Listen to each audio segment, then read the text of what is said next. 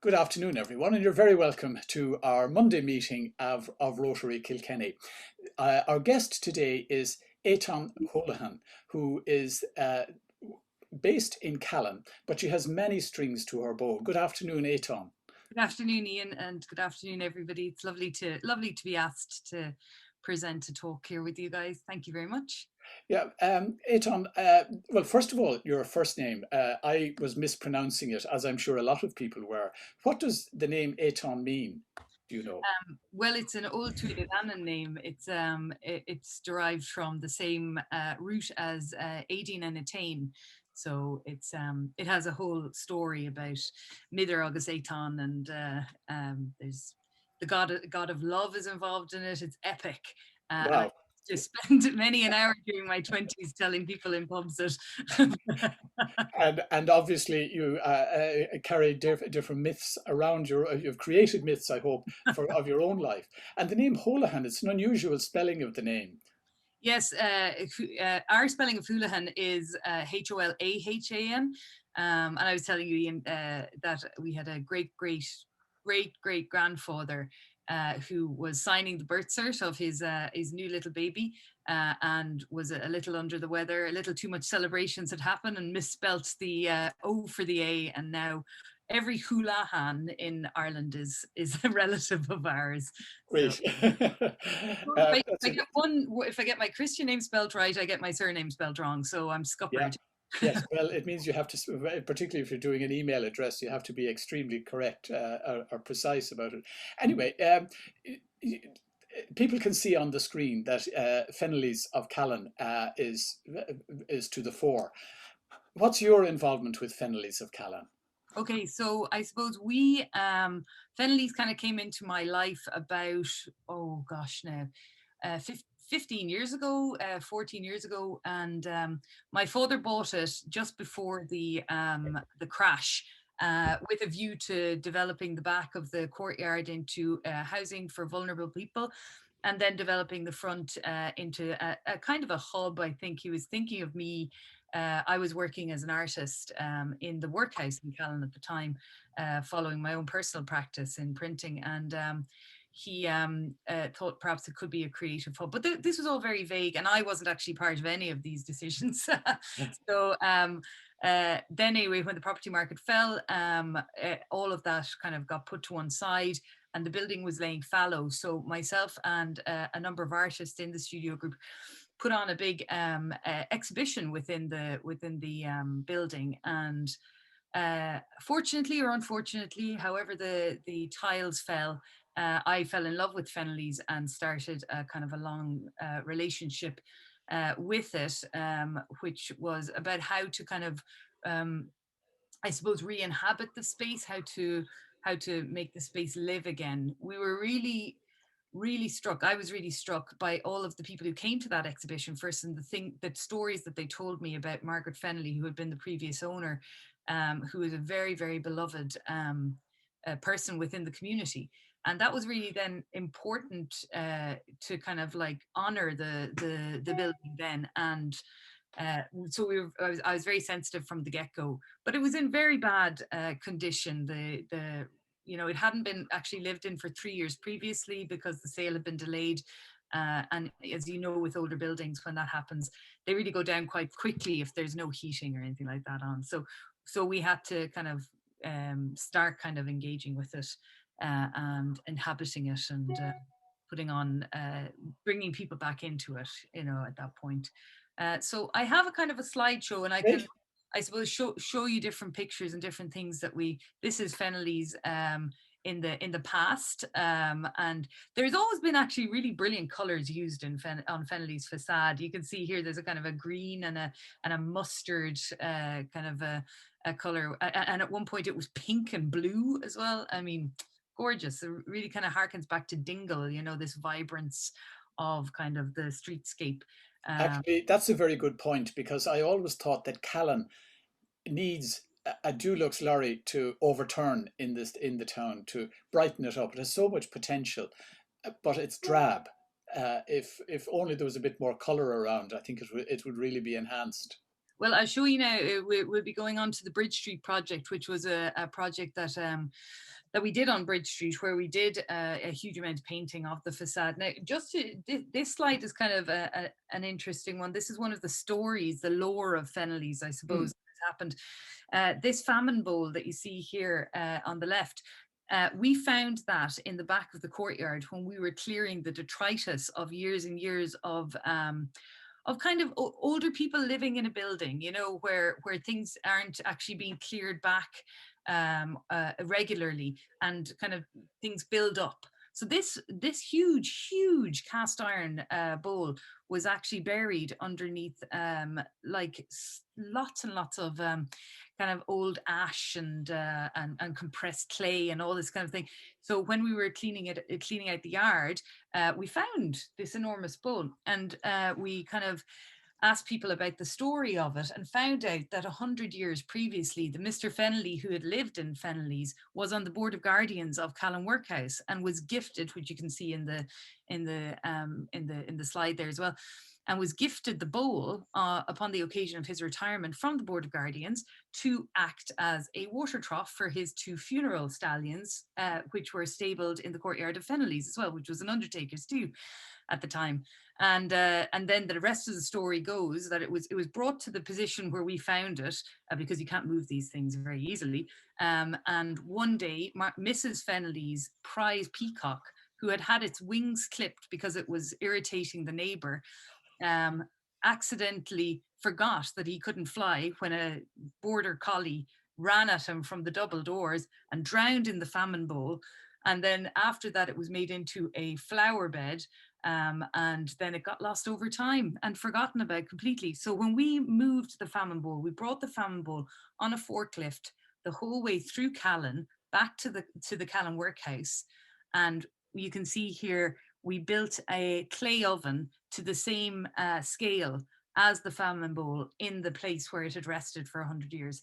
So this kind of I suppose kind of honoring of these kind of things was really important for us to do. We wanted to have a place where food was made again, in the place where the bowl that had fed the hungry had been for 100 years. So that's really important to us, to kind of that lyricism. Here's Fennelly's in the snow with the little snowman. So we started running these kind of events and dinners and conversation dinners. I suppose around about this time, I started thinking about my practice and what I was really interested in. I was doing less work as an artist and doing more work of these kind of conversation gatherings and story gatherings. I had worked on the last lot, which was the Kilkenny. I don't know if any of you ever saw that when Kilkenny Marsh was closing. There was a huge big site-specific theatre piece that was done, and I was the story gatherer for that. So I was gathering a lot of stories in Callan, and we were kind of starting to work on the Bridge Street project as well, which was this whole project about what Bridge Street, how to make it work again, and the history of it and the future of it. It was actually sparked by an artist in KCAT who was a wheelchair user, and she found it very difficult to navigate Bridge Street, and so that became a project within KCAT, within Equinox Theatre, who Maeve Lambert is the head of, and they began to kind of like think about Bridge Street and opened a little coffee shop in one of the vacant properties on Bridge Street to gather stories during our festival. So there was stories in exchange for coffee and cake, and we built up this whole big kind of catalogue of stories that we then pulled a narrative out of. And there was a big theatre production that took over the whole street. And there was also an architectural side to that as well. So that was a really, this is what I suppose I started to really be interested in, how to rejuvenate the town centre through the arts and through engagement with the community. I'm sorry, my thing is frozen here. I'm just trying to get a little, don't know how to continue on my slide. Where are we now? Sorry. That's okay. It's Yeah. Okay. I Right. just see the pride flag there at the Yes. oh, you're back. Yes, I'm Yeah. back. Yeah. Yes. The pride. Yeah, the pride flag. So 6 years ago this week, I think, since that. I know, isn't it great? Yeah. So, so we're just delighted. That was a huge kind of thing to kind of be part of as well. And we were the base for the Yes Equality team when we were all going around to everybody in Callan, and actually a young man who was about 17, I think, at the time. Came to me during the Bridge Street project and said that it gave him so much comfort and hope before the referendum to see the pride flag flying on Fennelly's. He was a young local lad, like, and he just, Yeah. felt kind of seen by it, and these things are so important in our small communities, where sometimes I suppose a diversity of community can be a little hidden. So it's important to kind of Mm. show your colors. This is one of our evenings that we had in Fennelly's, and this is all before we opened as a proper coffee house. So these were kind of musical and food evenings. This is an Indian evening, and we had gorgeous musicians who were doing a tour around Ireland, who had come over from India. Oh, God be with the days, and. And so they played, and we made a beautiful dal, and like showed a film, and just lovely things. This is Bridge Street, the architectural response that I was telling you about, Ian, where we did this paintscape on the facades, and it's called reflected elevation. So on one side of the street you have the facade of the other painted onto it, and it was to visually represent the 800-year history of the town, and possibly the conversations that have been happening on that street, because it's the oldest street in Callan since medieval times. So these kind of exchanges, it was to visually represent that. So we painted the entire street with this scape in 2014, and yeah, it was like a Dulux truck got landed on it. This is the little coffee shop that we set up to get the stories. This is Bridge Street before the painting. This is where we closed Bridge Street off from vehicular traffic for the day, and we had gone to the primary schools in the area and taught the children these chalk games. And so they came and they taught other children who came along for the day as well. And the whole street was actually Oh wow. occupied by children, and it was about kind of civic space and like what we do with our common space, and who is actually in charge of our spaces. Our cars in charge of our spaces, our people in charge of our spaces. And this is more of the Bridge Street project. You can see we built furniture that could be used, and we use this furniture in Fennelly's. We use it for street feasts along the street as well. And this is, anyway, this is the paint job that we did, which was done over 4 weeks, and was actually probably one of the best advertisers of the Bridge Street project, because when you're working, people will talk to you. Yeah. You're not a fly by night thing. You're working and you're investing your time in the space, and people then noticed Bridge Street and started seeing architectural features of Bridge Street that they had never seen before. This is some of our team. And Fennelly's was the hub. It was filled with all of the volunteers all the time. It was actually where I kind of started to get the ideas of a real hospitality being a part of Fennelly's remit, because we were having really long days. We were starting really early and finishing really late. And I started putting out breakfast on the bar in Fennelly's because especially Ronan McCree, she was so grumpy. So we started like giving out really strong coffee and like oat cakes and cereal and biscuits and porridge and toast and stuff. And it just began the day in a more gentle way. The whole run of the day became better. Plans started being formed as breakfast was being eaten. It was really a wonderful way to kind of like actually show how hospitality can really, really impact and a bit of kindness and a bit of kind of like care can really impact how the project went. So this is one of the street feasts that we had on Bridge Street as well, where we closed it off for vehicular traffic as well. This is the Holy Communion parade as well that comes up on Bridge Street every year, and still, well, I mean, I'm not this year, of course, because of the pandemic, but it's just wonderful how you see communities in this really kind of like nearly kind of ancient way reclaiming our space, and it's our space, and these are kind of different civic engagement, basically meetings that we had, where Fennelly's again was part of the crucible that like the public and the community's kind of ideas were compiled and put together into documents and relayed to the county council, and as part of these.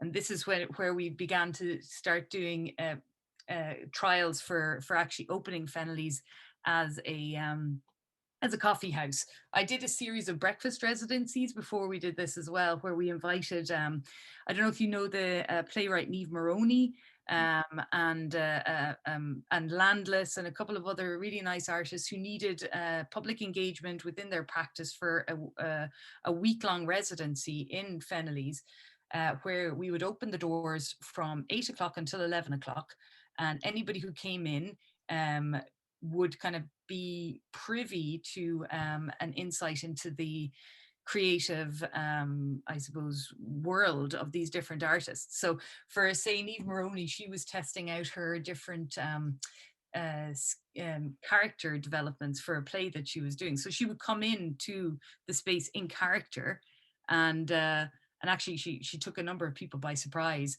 and she would kind of play a game with them to develop a character with them. There was Landless, where this 4-part harmony group who are researching songs around Callan and Kilkenny, and they would sing every morning, and then meet people who would know other songs, and they would teach them other songs. So this kind of lovely transaction started to happen. And this is Owen Lynch, actually, who is a puppeteer. So he was developing a brown bag puppet during his breakfast residency that he, enchanted children and adults every morning with. And this is when we opened. This is our opening of.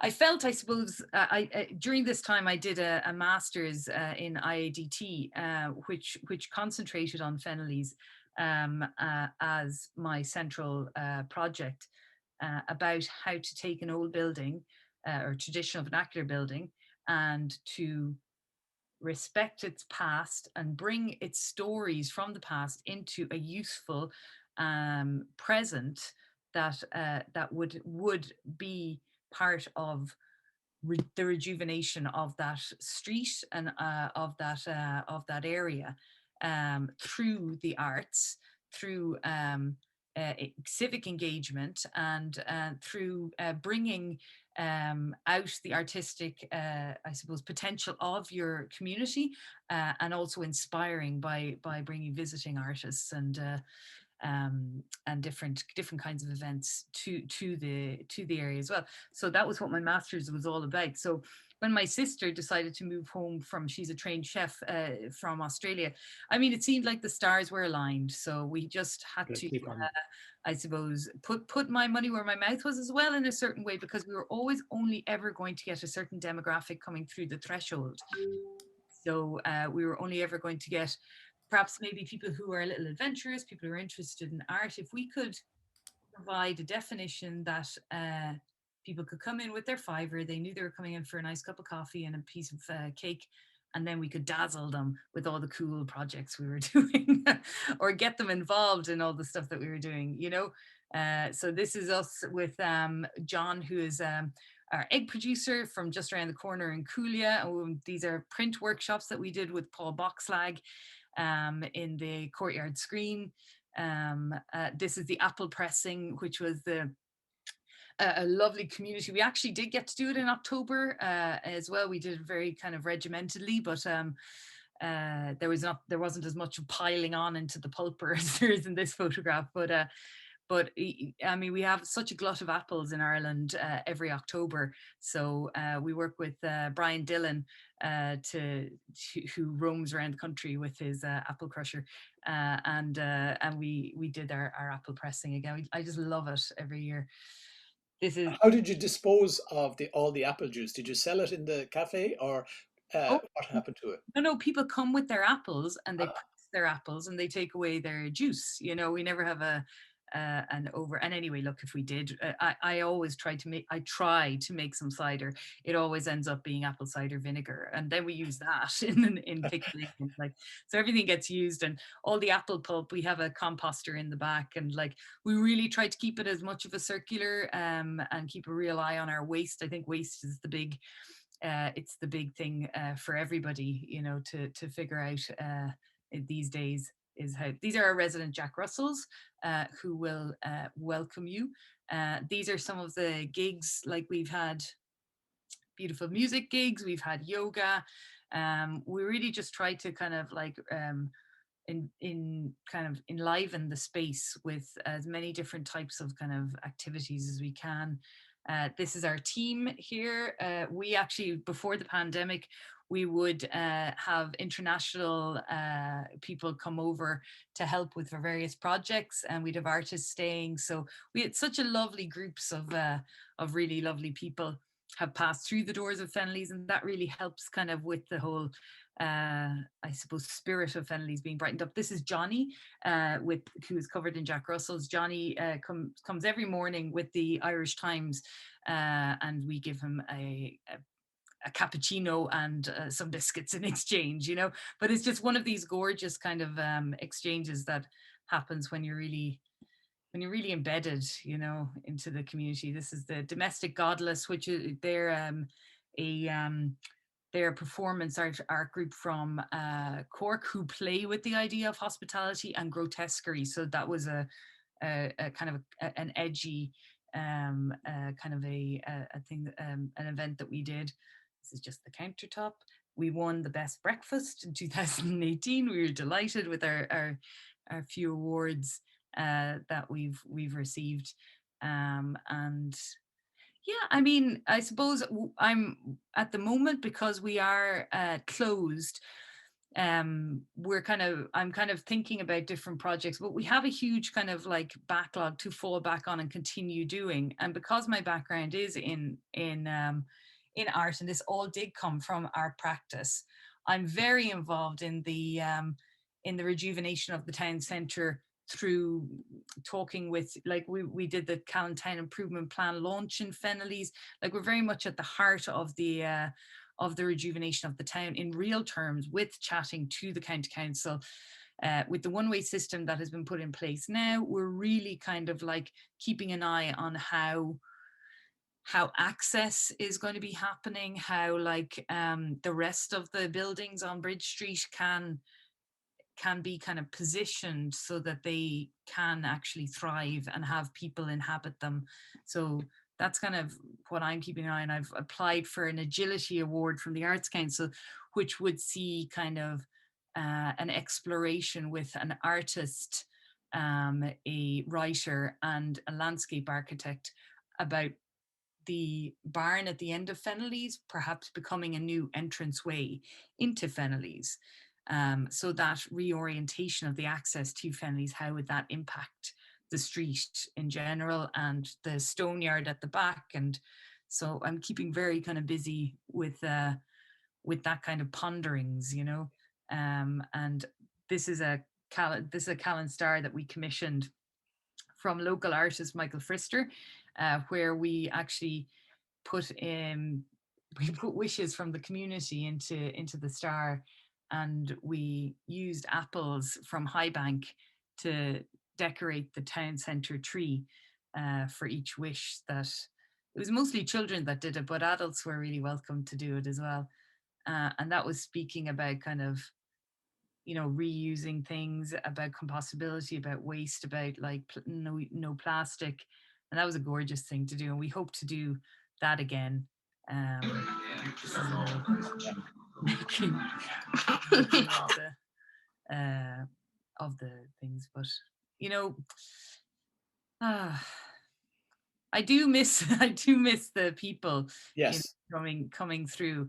And I am very much, I've been doing a huge amount of gardening, and actually really kind of fortifying good connections with other growers, and for the food that we will be serving, and for events that we're going to be doing, and obviously talking with artists who will be doing who will be working with us again. You know, we're all kind of chomping at the bit to get going, have evenings like this again, you know.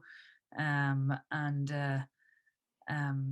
but I mean, it is a wonderful kind of time to really have this great reset, you know, and to think about what we want for our streets and for our towns. And the whole town centre first policy is exciting to me, this Scottish model that we have adopted, and I'm really keeping an eye on that.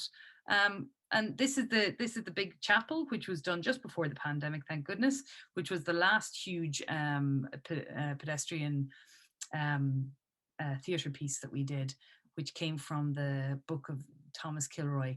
And I did a podcast. I don't know if any of you saw this. It's amazing.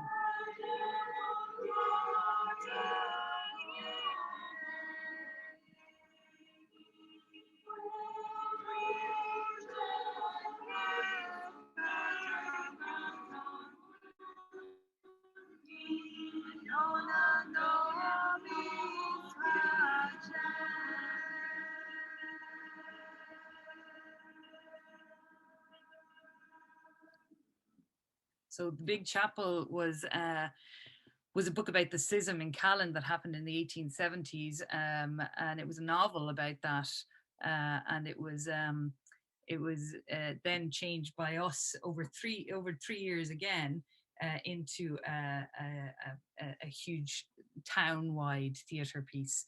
And your podcast is still available, isn't it? Yes, the Big Chapel podcast is still available on Apple Podcasts or wherever you get. I'll put a link to that because it's worth listening to. Yeah. I'll put a link when I circulate the recording of today's talk. Yeah, I suppose I get a little like when I talk with this slideshow, I kind of do shoot around the place a good bit, and I'm sorry about that, to kind of give you an idea of all of the things that that we kind of get up to in Callan in general, and then in Fennelly's, you know. But here, this is the hurlers, the hurling blitz that happens every year in Callan as well, and another, I suppose, example of when the street is taken up again by people, you know. And it's kind of lovely, isn't it, like that we have these occasions where it is really appropriate for the space to be taken back by people again. And that's where we need to find the balance, you know. We need to find the balance of like, who are our streets for? Are they for us, or are they for machines? This is an essay that Fennelly's and Bridge Street Project is included in as well. I can send you the link to that. And that's kind of my talk. If I'd probably be better if people ask me questions. Well, I'm going to ask one because all of the work that you've done with Fennelly's has added a vibrance to a town that, you know, the old, and I saw it on one of the shop signs there, you know, the old saying that Kells was, Kilkenny is, Callan will be. And I saw one said, it just said the name of the shop and will be. Yeah. Yeah. The potential of Callan, places like Kyo's Bakery, you know, places like yourselves that are adding tradition and yet looking forward in new ways that people wouldn't even have conceived of, you know, a few years, 20 years ago. But apart from what you do with Fennelly's, you're also involved in another, the NeighbourFood project. Would you like to tell us about that? Yes, so NeighbourFood is an online platform that was developed by a guy called Jack Crotty in Cork.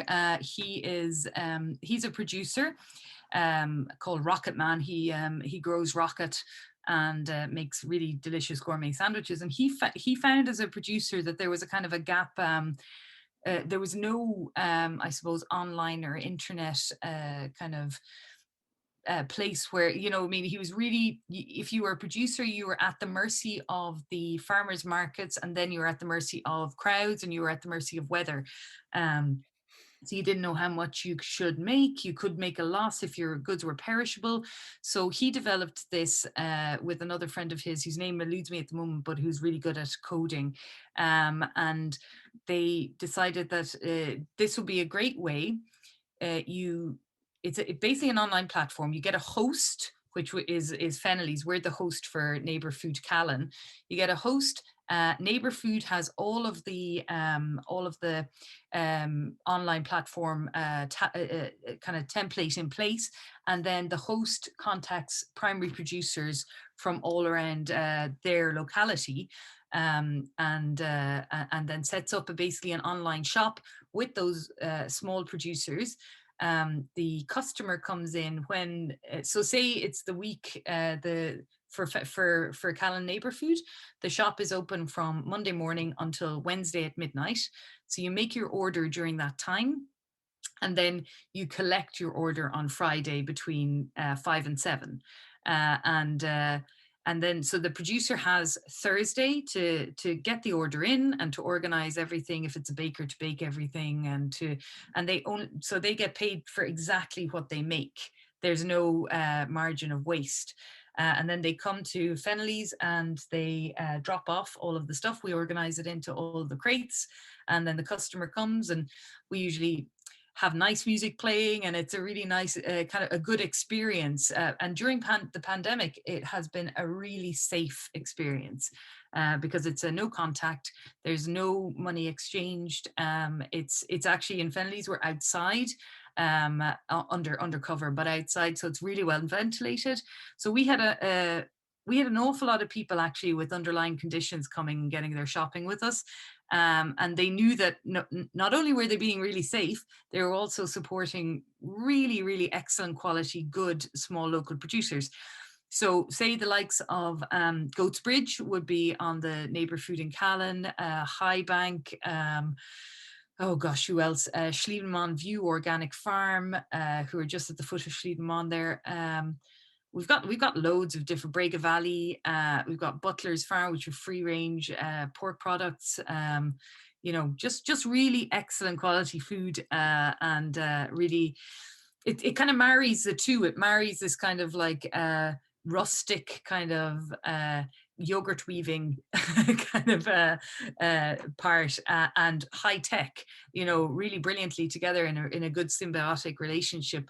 And it has been the thing that has kept me connected with the community over the pandemic. So I don't think I'd be as chipper as I am now if I didn't have that link, because I really love people. And so that's kept that part of me satisfied, and I can concentrate on doing all of the more cerebral or projects that I've been spending my time doing while I have that kind of connection to people still. So it's been a lifesaver for us and for the community and for the small producers as well, because they had no other route to market. And actually a lot of them have even expanded over this time, because they've got this really clear route to market. So it's been superb. And it will survive the pandemic, I suspect. Oh yeah, for sure. We've kept nice and steady now. At the peak of the pandemic, we were busier, but we have kept quite steady. But whenever anything changes, even with the bank holiday Monday, whenever there's always a little wobble, whenever anything changes at all, or the restrictions get eased and everybody spends all their money in pennies, So like we do get a few wobbles, but it's held, and I really, really want to keep it going. I think it's a gorgeous way to actually keep the street vibrant as well, and to keep connected to the community for us. And how do people find out what's available? So you go to neighbourfood.ie and you choose your market. There's a little bar where you can type in your market and just type in Callan, and it'll show you to the market, and you can see all of the products that are available. Some of the really big hits actually have been, we were talking about Patrick there a minute ago, Ian. Patrick and Gladys Lydon have set up a plant company called Living and Growing. And as you know, everybody has really gotten seriously into growing, which is a fabulous silver lining of this pandemic, because we do need to really think about the world and growing and the soil and all of that. But so Patrick and Gladys have gorgeous plants for your garden, and plants for your polytunnel and all sorts. So that's been really. I'm totally addicted. It's ridiculous. Every week I can't help myself. And are you finding new producers from a wider circle outside a particular radius? Well, we are, but I'm always quite cautious about getting somebody who's from very far away, just because they might, if they get a small order, they might get cranky and not want to travel the whole way down to us. So I am always a little bit tentative, but we are trying to actually source at the moment a milk producer for organic milk or free range milk and various different types of milk. So that's what we're on the lookout for at the moment. And how does it work economically for you? Do the producers pay you, or is there a charge for those who are collecting goods? So it's a really straightforward system. The producer gets 80%, NeighbourFood gets 10%, and the host gets 10%. Right. That's just clean. Yeah. And all the ordering is done online, I presume. Yeah. When you mentioned that it's open from 8 a.m. to 12 midnight, I presume there's nobody at the end of the phone at that time. It's actually done online.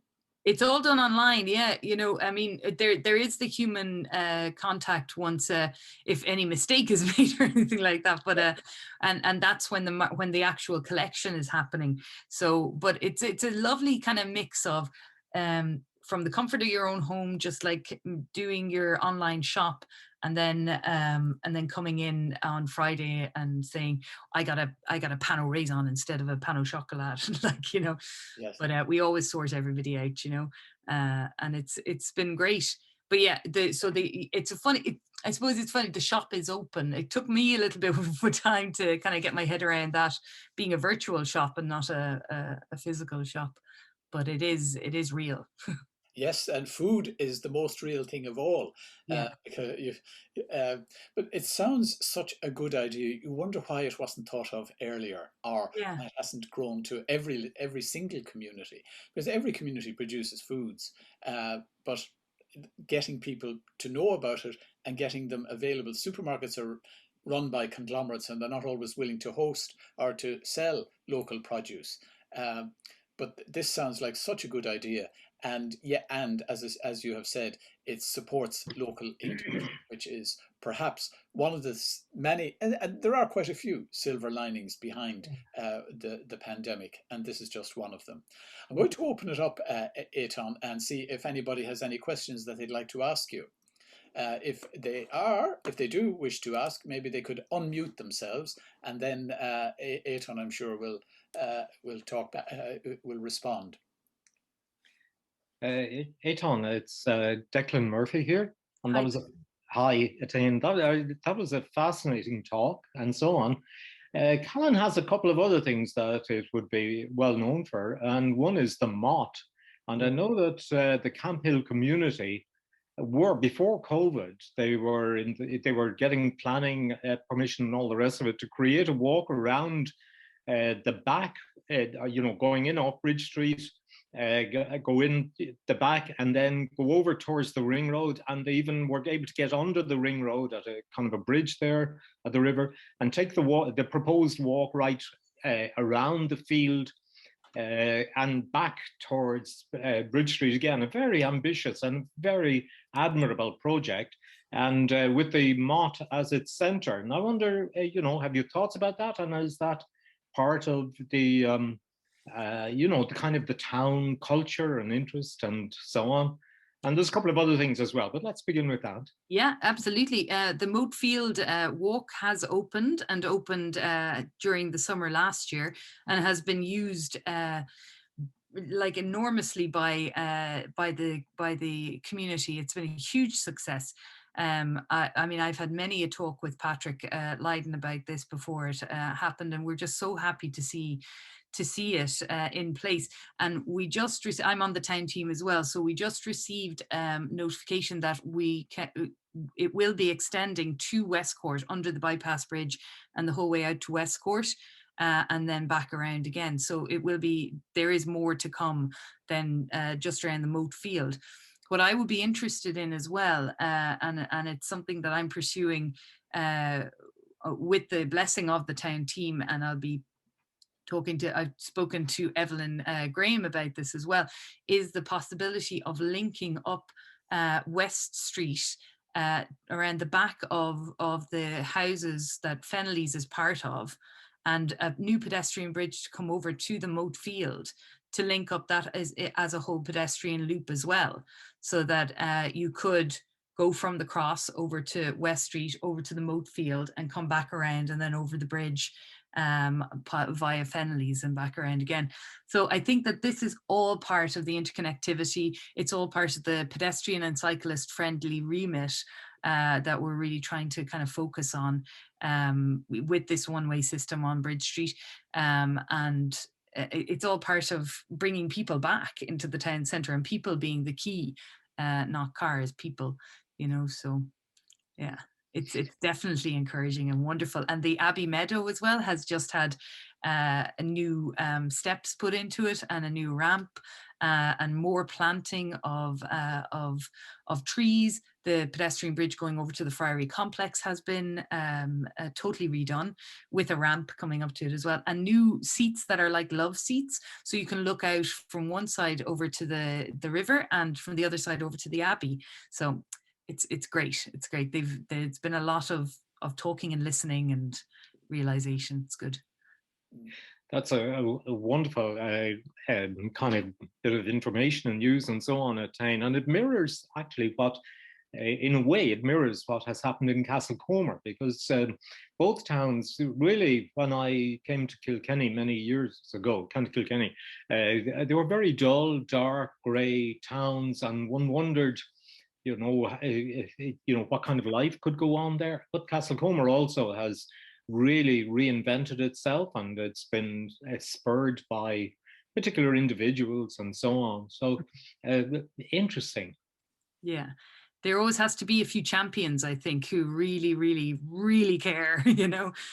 A good point. And you mentioned Patrick Lydon, and he's very involved with Norvision. Yes. I wonder, to what extent is Norvision you know, part of your whole kind of ethos and so on out there in Fennelly's and so on? Well, definitely. My brother actually is one of the citizen scientists in Norvision as well. And we have an ongoing conversation about our river in Callan, which a lot of people are crying out for it to be well dredged, but not like, you know, obviously there's actually wonderful wildlife that we've found in the King's River there. But we have an otter, we have kingfishers, we've got like a really good trout, but there are two islands on both sides of the eye of the bridge that's nearest to Fennelly's that have built up over the last 10 years that really should not have been allowed to build up. And it kind of knocks on into flood issues and things like this. There will be a huge amount of money spent on the permanent kind of infrastructure of Bridge Street, which we'll talk about storm drains and that, and perhaps something can be done with that, but it's ongoing because you really don't want to impact on the wildlife that's there too, you know. So yeah, I mean, Jeannie, all of these things take years and years and years, so you have to have the long game. It's a marathon, not a sprint. Yeah. I'm going to draw our talk to a conclusion to see unless anybody else has any questions that they'd like to ask Etaoin. I hope that we will be able to invite you to come to join us some Monday in the Clubhouse Hotel when we're back. When are you back, by the way? We're reopening on the 23rd of June. We are allowed to reopen on the 7th of June, but we kind of decided about 2 months that if things were going to stay okay, we'd open on the 23rd of June. So sorry, all my Jack Russells are howling. Yeah, well, they're invited as well. So we hope that we can maybe go out to see you and see how things are. Once we can commune together, we might head out to Fennelly's and savour some of the food and the hospitality and some of the events that you've been hosting and organising. I just have one quick message. Dermot Gaynor has said it, loved the presentation, well done. And I think that echoes what everyone is feeling. Oh, It's thank you really so been much for enlightening. inviting me. It's been such a pleasure. Yeah, but you've added so much to what Callan is doing, uh, and added that and focused on that sense of community that every community has, but Yeah, not always doesn't always have someone to draw the strings together and to add vibrancy and to enhance community life for everyone. yeah, I think the arts and food are a lovely mixture. absolutely. Everyone knows they need food. They don't always know that they need the arts. But And yet everybody's got a that's favorite television show. So well, listen, thank you very much, Etaoin, for making the time available. Both Eugene McSweeney and John Hurley wish you all the best and have said keep up the excellent work. They've enjoyed today's talk, as have I, and we thank look you so forward to much. talking with you soon. Just to Yes. let everyone know, next week we hope, all going well, we will have Ray O'Brien, who is a cybersecurity expert, and he's senior cybersecurity analyst with the ESB, and he's from Kilkenny, and will be talking to us about the possibly the hottest issue of the moment. We all thought that there was only one virus we needed to worry about, and suddenly another one comes in under the radar and makes us all look very vulnerable. He'll be talking about cybersecurity and what we can all do to secure our own systems, and that's at 1 o'clock on Monday next, but that has yet to be confirmed. And in on the 21st, we won't have a meeting on the 7th of June, the bank holiday weekend, but on the 21st of June, we'll be having our club assembly. So that's the plan for the moment, and I look forward to seeing all of you next week. The recording of today's talk will be available later this afternoon. Thanks to Etaoin, thanks to everyone who contributed, and thanks to all of you for joining in. Look forward to seeing you, those of you who are free, next week. Bye-bye now.